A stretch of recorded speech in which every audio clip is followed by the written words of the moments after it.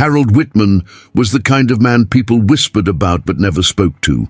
For over 30 years, he had lived alone in the same decaying house at the end of Sycamore Street. The paint was peeling, the shutters hung crooked, and the mailbox leaned to one side, as if it had given up standing straight long ago. Unlike the neatly trimmed lawns and manicured gardens of his neighbors, Harold's yard was a wild mess. Overgrown bushes, towering weeds, and a rusting fence that had seen better days. The kids in the neighborhood had a name for him, the Hermit of Sycamore Street. Some claimed he was a war veteran who had lost his family. Others whispered that he was a former criminal, hiding from his past. The more dramatic stories involved hidden gold, government secrets, or even murder. The truth? No one really knew. Harold never spoke to anyone. He didn't attend block parties, didn't decorate for the holidays, and never even nodded when passing by. If he ever left his house, it was at odd hours, early in the morning or late at night, always wearing the same old grey coat and worn-out hat. For most, he was an eerie presence, a ghost of a man who had faded into the background of their lives. But then, one chilly November morning, everything changed. The mailman, who had been delivering to Harold's house for years, noticed something strange. The newspapers had piled up on the porch. The front door, which was always locked tight, was slightly ajar. He hesitated. Nobody in the neighborhood cared much for Harold, but there was something unsettling about the scene. The old man was rigid about routine. He might have been a recluse, but he always picked up his newspaper. After a long pause, the mailman stepped onto the porch and knocked. No answer. A cold wind rattled the loose shutters. The eerie silence made the hairs on the back of his neck stand up. He knocked again. Still nothing. Something was wrong. He reached for his phone and called the police. When the officers arrived and cautiously stepped inside, the truth about Harold Whitman was finally revealed. The old man was dead, and next to his body, tucked neatly on the dusty coffee table, was a sealed envelope addressed to a lawyer, and inside it, a will that would shock the entire town. Harold Whitman's death should have been just another passing of an old man forgotten by time. When the police confirmed that he had died of natural causes, there was no scandal. No suspicious circumstances, just a lonely old man who had taken his last breath with no one around to notice. Yet despite his decades of isolation, his death set off a chain of events that no one in the quiet town of Sycamore Street could have ever predicted. The town arranged a small, impersonal funeral at the local cemetery. A cheap wooden casket. No flowers, no eulogy, just a handful of strangers standing around out of obligation. The only ones present were the mailman who had found him, a few curious neighbors whispering among themselves, a clerk from the town hall there to finalize paperwork, and a man in a sharp black suit standing alone at the back. The man with the suit and polished shoes wasn't from the town. He didn't speak, didn't nod at anyone. He simply observed. It wasn't until after the casket was lowered into the ground that he finally stepped forward, dropping a single envelope onto the fresh dirt. Then without a word, he turned and walked away. The mailman watched him leave, then glanced down at the envelope. A single name was written on it in bold, elegant handwriting: Nathaniel Graves, attorney at law. Later that evening, Nathaniel Graves sat in his office, staring at the documents spread out before him. The envelope from the funeral had been no ordinary farewell note. Inside had been Harold Whitman's last will and testament. The contents? Unbelievable. Harold Whitman, the old recluse who had lived like he didn't have a dime to his name, had left behind a fortune worth over $50 million. And even more shocking, not a single cent was going to his family.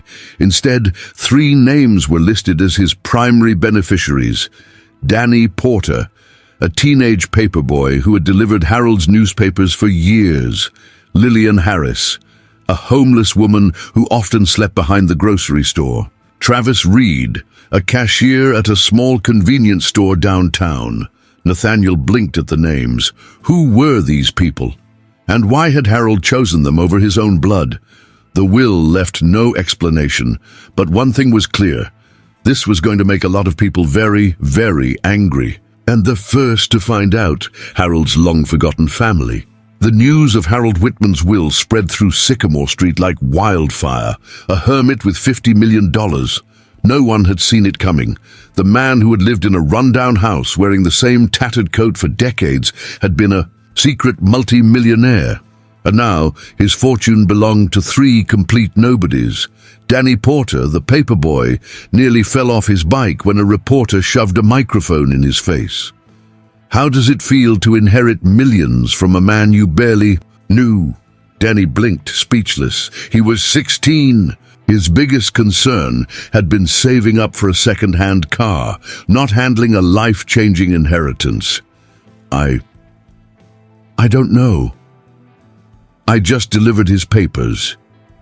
He never even talked to me. Lillian Harris, the homeless woman, was even more shocked. When a social worker tracked her down behind the supermarket where she usually slept, she thought she was in trouble. But instead, she was handed a letter with Harold's official seal. "Miss Harris, you might want to sit down for this." She didn't believe it at first. "This is a joke, right?" she scoffed. "Somebody's messing with me." But the bank statements didn't lie. The old man she'd once shared a sandwich with, who had quietly left her an extra cup of coffee on cold nights, had just changed her entire life. And then there was Travis Reed, the convenience store cashier.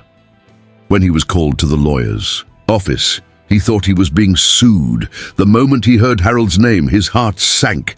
"Did I overcharge him or something?" he muttered.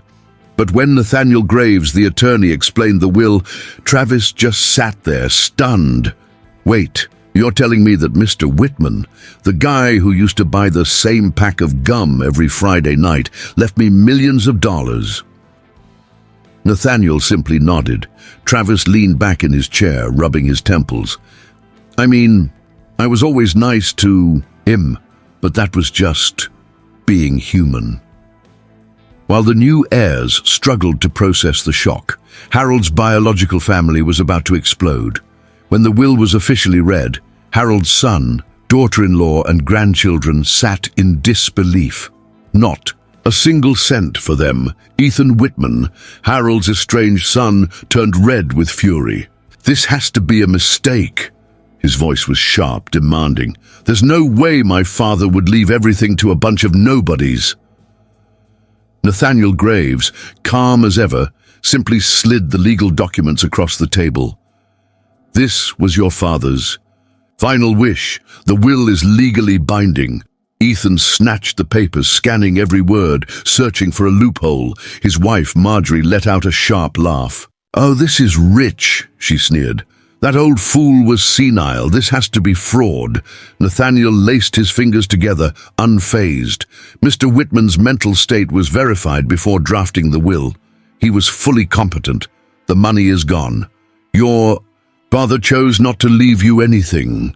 The room fell deathly silent. Harold's grandchildren sat frozen, processing the fact that the wealth they assumed would be theirs had vanished. Ethan slammed his fist on the table. "This isn't over. That money belongs to us.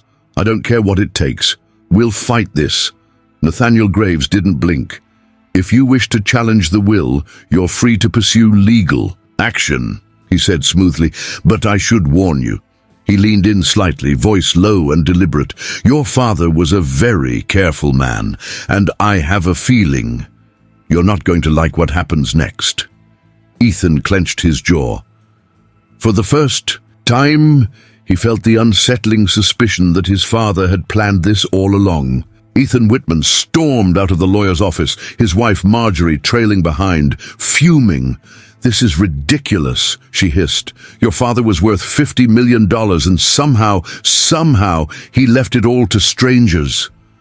Ethan's hands curled into fists. "He did this on purpose," he growled. That bitter old man wanted to humiliate us, but he's not going to get the last laugh. We'll get what's ours." Marjorie crossed her arms. "And how exactly do you plan to do that?" "We'll challenge the will," Ethan said. "Dad was old, isolated. He must have been manipulated. That lawyer, Graves, he's hiding something." Marjorie smirked. "Then let's dig. Everyone has skeletons, and if we find one, that money is ours." Ethan wasted no time hiring a legal team. He wanted dirt on Harold's so-called heirs. Danny Porter, just a teenager, probably too dumb to even understand what had happened. Lillian Harris, a homeless woman, easy to discredit. Travis Reed, some minimum-wage cashier, surely hiding something. Ethan's lawyers began digging into their pasts, searching for anything that could make them look unfit to receive the inheritance. If they could prove that Harold's decisions were influenced, coerced, or irrational, they could invalidate the will. Meanwhile, Ethan also had his private investigator start looking into Harold's final years. If there was a mistake, an oversight, anything, he would find it. While Ethan plotted, Nathaniel Graves sat in his office staring at an envelope with Harold Whitman's signature on it. He had been instructed to open it only after the will was contested, and he had no doubt that Ethan Whitman would try to fight it. Graves carefully unsealed the envelope, unfolding a handwritten letter. As his eyes scanned the words, a slow, knowing smile spread across his face. "Nathaniel, if you are reading this, then my son Ethan has done exactly what I expected him to do, fight for money he does not deserve. I want you to make sure he fails. He and his wife have spent their lives waiting for my death, expecting an easy fortune. They were never there when I needed them. When I lost everything, they turned their backs. When I rebuilt, they never once asked how I was doing. They assumed I had nothing, and they were fine with that. Now they come crawling, not because they miss me, but because they miss the wealth they believed was theirs. I will not let them win.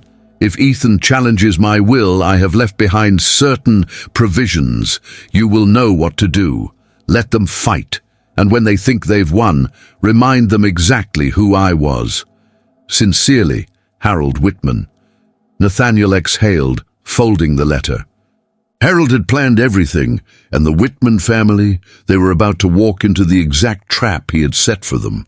Ethan Whitman sat in a sleek conference room, flanked by his high-powered attorneys. Across the table, Nathaniel Graves sat alone, calm, composed, unreadable. "We are formally contesting the will," Ethan announced. His voice was sharp, calculated. "We have reason to believe my father was manipulated in his final years. He was elderly, reclusive. There is no logical reason he would leave $50 million to complete strangers while cutting out his own family." Nathaniel steepled his fingers. "And what evidence do you have to support this claim?" Ethan smirked. "We've done our research." He slid a stack of files across the table. "Your so-called heirs aren't exactly saints. Let's start with Danny Porter, a 16-year-old paperboy. You expect the court to believe my father made a rational decision leaving millions to a kid who probably doesn't even know how to file taxes?" Nathaniel didn't react. He simply turned to the next page. Lillian Harris, a homeless woman. Surely she was in desperate need of money and saw my father as an easy target. Still, Nathaniel remained silent, his expression unreadable. And then we have Travis Reed, a cashier at a convenience store. You're telling me my father, a man who built wealth with his own hands, left his legacy to someone whose biggest financial transaction is counting change? Nathaniel finally exhaled, calmly closing the files. "Are you done?" Ethan leaned back, confident. "The evidence speaks for itself. My father's mental state should be questioned, and unless you can prove otherwise, this will is invalid." A long pause. Nathaniel folded his hands, and then he smiled. "Mr. Whitman," he said smoothly, "I was hoping you'd take this route. Your father was too." Ethan's confidence flickered. "What the hell are you talking about?" Nathaniel pulled out a thick manila folder and placed it in front of him. He tapped it lightly. This is Harold Whitman's final statement, one that he instructed me to reveal only if his will was contested. Ethan scoffed. A statement? He waved dismissively. What could he possibly say that would change anything? Nathaniel slid the folder forward. Let's find out, shall we?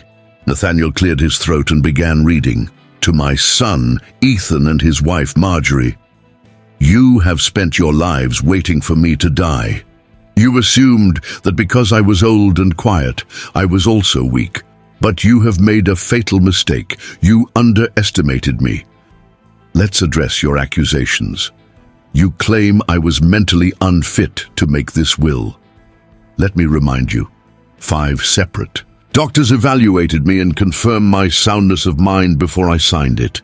My decisions were deliberate. My rejection of you, a choice I made with complete clarity. You call the people I left my wealth to strangers, but let's examine who truly acted like strangers in my life. Danny Porter, the paperboy you so easily dismissed, spoke more words to me in a single year than you have in the last decade. He didn't know who I was, yet he always treated me with kindness. Lillian Harris, the homeless woman, gave me her last piece of bread when she thought I was just another old man down on his luck. She had nothing, yet she shared with me. Travis Reed, the cashier you sneer at, was the only person in town. Who ever asked how I was doing?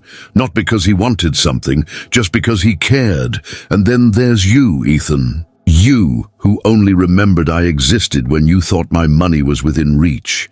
You who never visited, never called, never cared, until now. Now that you know the price of your neglect, you expect me to reward you. No, my son, you will receive nothing. Not because I have taken something from you, but because you never deserved it to begin with. This was not an oversight. This was justice. I know you, Ethan. I knew you would try to fight this. That's why I left instructions for Nathaniel, to ensure that if you challenged my will, all legal fees would be covered by you. Enjoy paying your lawyers, because as of now, the only thing you will ever inherit from me is my refusal to be used by you any longer. Goodbye, my son. I leave you with exactly what you gave me in life. Nothing. Ethan's face went white. His fingers tightened around the chair. Marjorie was the first to break the silence. He can't do this. Can he? She whispered. Nathaniel smiled. He just did. Ethan shoved back his chair and stormed out, his rage boiling over. This wasn't over. At least that's what he told himself. But deep down, for the first time in his life, he felt the truth settle in his chest. Harold Whitman had won. Ethan Whitman stormed out of the lawyer's office, rage boiling inside him. His father had played him. He had expected a fight over the will, but he never imagined Harold would outmaneuver him from beyond the grave. Nathaniel Graves had delivered the final blow with ease. Ethan would walk away with nothing except the mounting legal fees of a battle he had already lost. Marjorie hurried behind him, her heels clicking against the polished floors. We can still do something, she hissed. There has to be a loophole, a mistake. Ethan clenched his jaw, his mind racing. His father had been thorough, too thorough. The 5 doctor evaluations proving his mental competency, the signed affidavits, the airtight legal documents. No. There was no mistake. Harold had meant every word. He had orchestrated this like a master strategist, and Ethan had walked right into his trap. For the first time in his life, Ethan felt powerless. By the next morning, the town was buzzing with the scandal. The local paper ran a headline in bold letters. Local recluse leaves 50 million to strangers, family gets nothing. Within hours, the story spread beyond the small town. News stations picked it up. Social media exploded. Some people found it hilarious.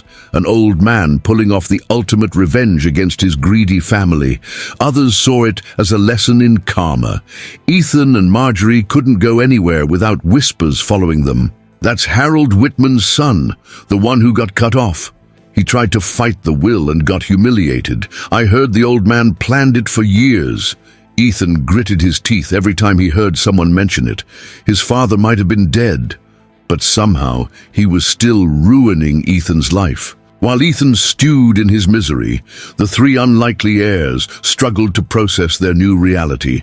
Danny Porter's family was in complete shock. "Son," his father muttered, looking at the lawyer's documents. "Do you realize what this means?" Danny shook his head. "I just delivered newspapers." "Well," his mother whispered, tears in her eyes, "it looks like being kind to someone paid off." Meanwhile, Lillian Harris, the homeless woman, was overwhelmed. She had spent years sleeping in alleys and shelters, surviving on scraps, and now she had more money than she could ever dream of. But she didn't think about fancy cars or mansions. Instead, she went back to the same homeless shelter she had once relied on and wrote them a check big enough to keep the doors open forever. And Travis Reed, the cashier, didn't rush to quit his job or blow his money on luxuries. Instead, he went to work like usual, except this time when a struggling single mother came in to buy groceries, he swiped his own credit card before she could pay. "Don't worry about it," he said, smiling. Harold had given them a gift, but they knew it wasn't about the money. It was about what they did with it. For weeks, Ethan refused to accept defeat. He called more lawyers, burned through more money, searching for a way, any way, to overturn the will. But Harold had thought of everything. There was no loophole, no mistake. And then, one night, an email arrived in Ethan's inbox. The sender, Nathaniel Graves. The subject, "Final message from Harold Whitman." Ethan hesitated before clicking. Inside was a video. His father's face filled the screen, sharp-eyed, unyielding, even in death. "Ethan," Harold's voice was calm but firm, "if you're watching this, then I assume you've spent the last few weeks chasing money that was never meant to be yours. You're angry. I expect that. But let me give you some advice. The same advice I wish I had given you years ago. Life isn't about what you take, Ethan.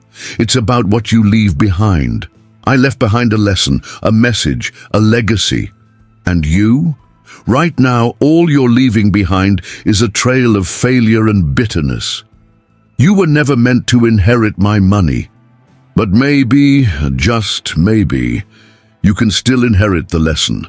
The choice is yours." The screen faded to black. Ethan stared at it for a long time. For the first time, the truth settled in his chest. His father had never intended to leave him with nothing. He had left him with a choice, and for the first time in his life, Ethan wasn't sure what to do next. Ethan Whitman sat in the dim glow of his laptop screen, staring at the now black video his father had left behind. His fingers trembled slightly over the keyboard, but he didn't move. The words lingered in his mind, cutting deeper than he wanted. "To admit you were never meant to inherit my money, but maybe, just maybe, you can still inherit the lesson." He closed the laptop, rubbing his temples. Harold had played him to the very end, not with money, but with something far worse. Regret. For the first time, Ethan wasn't just angry. He felt something much heavier pressing down on his chest, a realization. He had spent his entire life waiting for a fortune that was never his to begin with. And now, when it was finally gone, he had nothing. No father, no legacy, no real success of his own, just a last name he had already tarnished. Marjorie walked in, arms crossed. "Are you seriously still watching that video? He's dead, Ethan. You don't have to keep letting him mess with your head." Ethan didn't answer.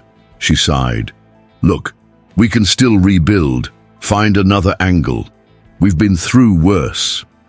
He finally turned to her, and for the first time in years, he saw her clearly. The ambition, the hunger for wealth, the way she had, encouraged his resentment toward Harold, fanning the flames of his entitlement. Maybe his father had been right all along. "Marjorie, Ethan said slowly, his voice strangely calm. "If you had known there was no inheritance, would you have stayed?" "With me?" Marjorie's face twitched just slightly, too quick for most people to notice, but Ethan noticed, and that was his answer. Across town, the three unlikely millionaires were trying to wrap their heads around their new reality. Danny Porter, once a kid who delivered newspapers to save for a used car, found himself meeting with financial advisors for the first time in his life. But unlike most people who suddenly came into wealth, Danny wasn't interested in luxury. Instead, he walked back to the newspaper office where he had worked for years and handed in his last paycheck. "I don't think I'll be needing this anymore," he chuckled. The owner, an old man with tired eyes, patted his shoulder. "Don't let the money change you, kid," he said. Danny smiled. "It won't." Lillian Harris, who had spent years surviving on the kindness of strangers, wasn't about to forget where she had come from. The first thing she did was buy a small apartment downtown. Nothing extravagant, just a place to finally call her own. Then she walked straight back to the homeless shelter she had once depended on and handed the director a check that made him nearly faint. "You're going to need a bigger building," she said with a smirk. Travis Reed, the cashier who had never expected anything from life, did something surprising. He didn't quit his job. Instead, he kept showing up, except now. He started helping. Customers in need, a single mother struggling to pay for groceries, covered, an elderly man needing medicine but coming up short. No problem. To him, wealth wasn't about hoarding. It was about passing it forward. And in a strange way, Harold had given him the chance to do that. For the first time in a long time, Ethan found himself at a crossroads. His father had given him one last choice: continue chasing wealth that was never his, or finally take responsibility for his own life. He stood at his father's gravesite, staring down at the simple headstone. There was no grand mansion, no statue in Harold's honor. Just a name, a date, and a legacy that had nothing to do with money. Ethan exhaled, long and slow. "I never understood you," he muttered. "Maybe I never tried." He reached into his coat pocket, pulling out a folded piece of paper. It was the last document from his lawyers, an option to file yet another lawsuit to delay the will's execution. Ethan looked at it for a long time. Then, without hesitation, he tore it in half. For the first time in his life, he let go. And for the first time, he realized that was what his father wanted all along.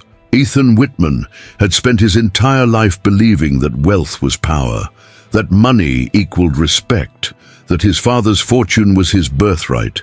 But as he stood at Harold Whitman's grave, watching the last scraps of his lawsuit crumble in his hands, he felt something strange. Relief. For the first time in years, he wasn't chasing something he would never catch. He was finally free. Harold's shocking will had done more than just humiliate his greedy family. It had changed the town itself. With their newfound wealth, Danny Porter, Lillian Harris, and Travis Reed didn't just disappear into mansions and luxury. They used Harold's fortune to give back to the very streets that had ignored him. Danny Porter's gift. The teenager who once delivered newspapers to make ends meet decided to do something crazy. He bought the struggling local newspaper, but not to turn it into some corporate media giant. Instead, he used his money to keep real journalism alive, hiring local writers, expanding the printing press, and turning it into a place where the town's stories would be told the right way. "We covered my own inheritance like it was some scandal," Danny laughed in an interview. "Now, I want to tell the stories that actually matter." Lillian Harris's mission. For Lillian, money wasn't about comfort. It was about saving people from what she had been through.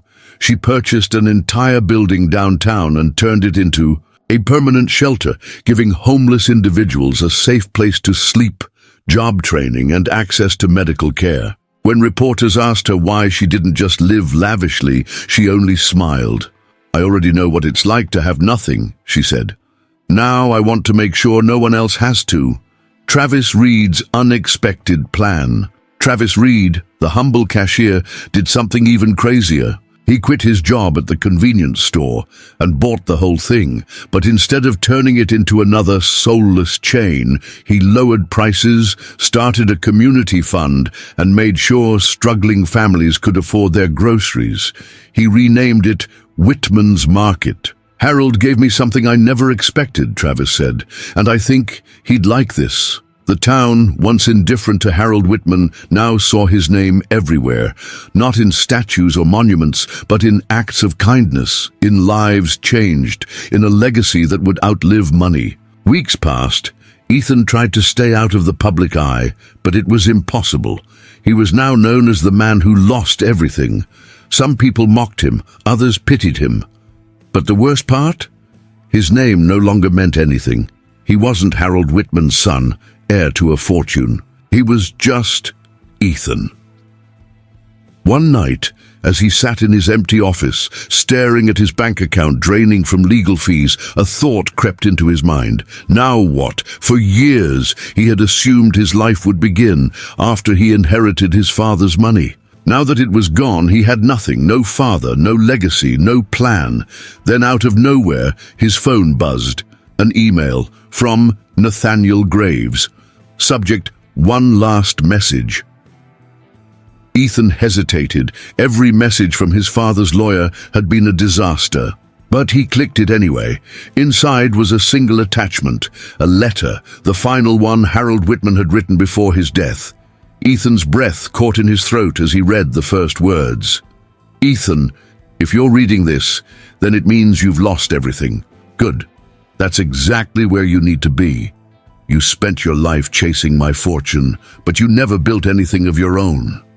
Now, for the first time, you have a chance to change that. You are free, Ethan. Free from expectation, free from entitlement, free from me. So what will you do now? I hope truly that you make something of yourself. Not because you need to prove anything to me, but because you owe it to yourself to finally try. Good luck, son. This is where your real life begins." Ethan stared at the letter for a long time. His father was gone, the money was gone, but maybe, just maybe, he still had a chance. Ethan Whitman sat in silence, staring at his father's final letter. The words felt heavier than any amount of money ever could. You are free, Ethan. Free from expectation, free from entitlement, free from me. For the first time in his life, he wasn't chasing something. The question was, now what? While Ethan sat lost in thought, the world around him had already moved on. Danny Porter, the once humble paperboy, had officially taken over the local newspaper. His first editorial, The Legacy of Harold Whitman, More Than Money. It was a deeply personal reflection, not about the scandal, but about how one man's small, unnoticed actions could change lives. Lillian Harris's homeless shelter was thriving. For the first time in years, people without homes had a real place to go. At the grand opening, when reporters asked her why she had chosen to invest her money this way, she smiled. Harold Whitman didn't see me as less than, just because I had nothing, she said. Now, I want to do the same for others. Travis Reed's market had become a town staple. People came not just to shop, but to talk, connect, and help those in need. A small sign by the register read, "If you can't pay today, don't worry, someone else already has." Underneath, in small handwriting, were 4 simple words, "In honor of Harold." Ethan watched all of this unfold from the sidelines. For years, he had assumed that his father's wealth was the only thing that mattered. But now, it was clear that Harold had left something far more powerful behind. His name was no longer tied to money. It was tied to acts of kindness, to change, to people who had been forgotten, now given a second chance. Harold had left a legacy, and Ethan, he had spent his entire life expecting to inherit it, without ever creating one of his own. For the first time, the weight of his failures sank in, and for the first time, he understood. Just as Ethan was about to close his laptop, his phone rang. He glanced at the screen. Nathaniel Graves. Ethan hesitated. He wasn't sure he could handle another revelation, but he answered anyway. "You finally read the letter," Nathaniel's smooth voice stated. Not a question, just a fact. Ethan exhaled. "Yeah," a pause. Then something unexpected. "Then you might want to come to my office," Nathaniel said. "There's one last thing your father left behind." Ethan frowned. "What are you talking about?" A rustling of papers on the other end. "Your father may not have left you money, Ethan, but he didn't leave you with nothing." Ethan's grip on the phone tightened. "What do you mean?" Nathaniel's voice was unreadable. "Come in tomorrow. I'll explain everything then." The call ended. Ethan sat frozen, his mind racing. For the first time since his father's death, he felt something new. Not anger, not greed, but curiosity. And maybe, just maybe, a glimmer of hope. Ethan Whitman sat in the lobby of Nathaniel Graves' law office, tapping his fingers against the armrest. For the first time in weeks, he wasn't here to fight. No lawsuits, no desperate attempts to overturn his father's will. Just one final answer. Nathaniel emerged from his office, holding a sealed envelope. "I wasn't sure if you'd come," he said, offering a small smile. Ethan stood, rubbing the back of his neck. "Yeah, well, I guess I needed to know." Nathaniel nodded and handed him the envelope. Harold Whitman's final message. Ethan hesitated before opening it. Inside was a single sheet of paper. "Ethan, by now you've realized that you were never meant to inherit my money, but that doesn't mean I left you with nothing. Money was never going to fix you. It was never going to make you whole. That's why I had to take it out of the equation. But you are still my son, and despite everything, I never stopped hoping you would one day find your own path. So here's what I am leaving you. A chance." Attached to this letter are the deeds to 3 properties, not mansions, not luxury estates, but real places where real people need help. One is an old bookstore that's been struggling to stay open. Another is a community center in desperate need of repair. The third is a small diner, one that used to mean something to this town before it was forgotten. I bought them years ago, not as investments, but because I believed they could still serve a purpose. I am giving them to you, Ethan. No strings attached, no expectations. What you do with them is up to you. You can sell them, let them rot, or maybe you can finally build something of your own. This is not an inheritance, Ethan. This is your first real opportunity to do something meaningful. The rest is up to you. Good luck, son. Dad. Ethan sat staring at the letter. His father's handwriting burned into his mind. For the first time, Harold hadn't given him a punishment. He had given him a choice. Ethan unfolded the second document. 3 deeds, 3 places his father had left in his hands. Not millions of dollars, not a life of luxury, but a chance to build something of his own. A lump formed in his throat. For the first time since his father's death, he didn't feel like a failure. He felt like he had something to prove. Not to the world, not to the town, but to himself. The town of Sycamore Street had changed. The local newspaper flourished under Danny Porter, reporting real stories that mattered. Lillian Harris's homeless shelter had expanded, providing a future for those who had none. Travis Reed's market thrived, proving that business and kindness could go hand in hand. And Ethan Whitman stood in front of a newly renovated building, wiping his hands on his jeans.